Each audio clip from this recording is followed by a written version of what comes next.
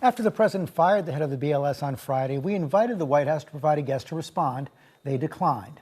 But we're joined now by former Treasury Secretary Larry Summers. Larry, thank you for joining us this morning. I guess this firing of the BLS commissioner goes in the category of shocking but not surprising. Yeah, I mean, this is way beyond anything that Richard Nixon ever did.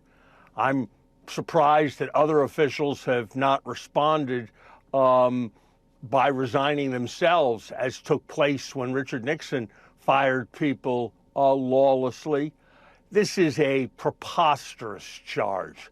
These numbers are put together by teams of literally hundreds of people following detailed procedures that are in manuals. There's no conceivable way that the head of the BLS could have manipulated this number. The numbers are in line with what we're seeing from all kinds of private sector sources. This is the stuff of democracies giving way to authoritarianism.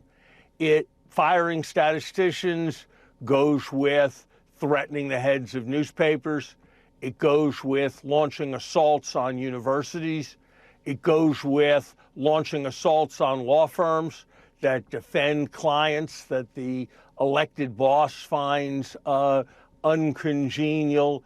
This is really scary stuff, and it can hardly be surprising that when the rule of law is a bit in question, that there's a big uncertainty premium in the markets that is operating to both make there be less investment, which slows the economy down, and also means there's less supply so that there's more inflationary pressure.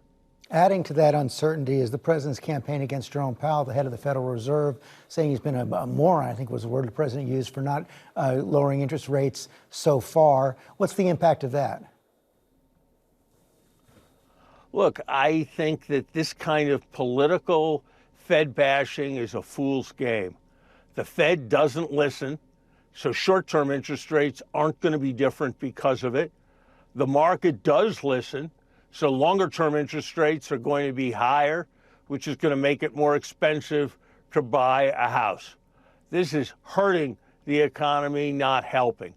I think the president understands that, and what the president is doing is recognizing that for all kinds of reasons, of which his policies are very important ones, the economy's at a lot of risk, and he's looking to set up a scapegoat if the economy performs badly. That's what this attacking Chairman Powell is really about. It's not really about trying to change policy. There's no chance that that's going to happen to any substantial degree. The jobs report on Friday probably does increase the chances that the Fed will cut interest rates in September. What's your take on what that report told us? I think it told us that the economy is closer to stall speed than we thought that it was. The July number was weak. The big deal is the downwards revision for the 2 months before that. And that means there's a real possibility that we're in a stall speed kind of economy, which means we could tip over into recession.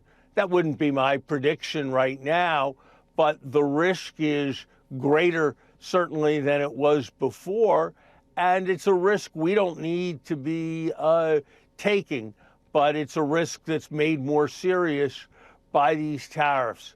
What your viewers should understand is that these tariffs are not job creators. When you raise tariffs on steel, for example, yeah, there's some people who work in the steel industry, but there are 50 times as many who work in industries like the automobile industry who are now going to be much less competitive when they try to compete all over the world. So this is an immense gift that we are giving to our country's adversaries by alienating our allies like Canada, like Europe. We are making it much easier for China to grow and flourish in the global economy. And I just don't understand why we would want to do that, especially when what we're getting out of it is an increase of more than $2,000 in the bills that typical middle-class families are going to have to pay. You know, the markets have been pretty complacent about the tariffs so far. Are we seeing their impact in this underlying jobs report? I think that is an element in it. I think both the direct effects of the tariffs, but probably more importantly, this sense of uncertainty that anything could happen and who knows what business is going to be attacked next, who knows what the rules are going to be. In an environment like that, what should a business do? It should sit and it should wait. Wait in terms of hiring people, wait in terms of new factory construction. What's keeping the economy going in significant part is not anything actually that's coming out of the president's policies. It is all of the investment that we're having in data centers, which is coming out of the tremendous progress that some companies are making in technology. And that's keeping the economy going. But we're taking needless risks here, needless risks both on the unemployment side and, George, on the inflation side, which makes it harder for us to respond to any incipient recession threat when inflation is above target and when Americans say that cost of living is the biggest issue that's facing them. Larry Summers, thanks for your time this morning.